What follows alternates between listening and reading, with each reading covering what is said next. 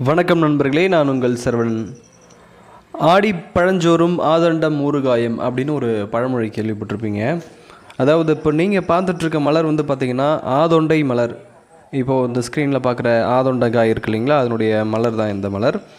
இந்த காய் வந்து ஆடி மாதங்களில் பார்க்க முடியும். இந்த மலர் வந்து அதுக்கு முன்னாடி பருவங்களில் பூக்கக்கூடிய மலர். அந்த பூ தான் இப்போ நீங்கள் பார்க்குறீங்க.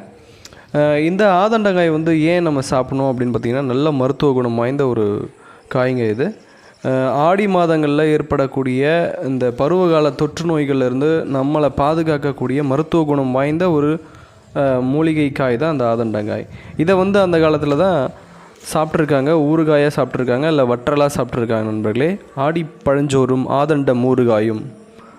மறைந்து போன மூலிகைகளை மீட்டெடுப்போம் நண்பர்களே, இயற்கையை காப்போம். நன்றி.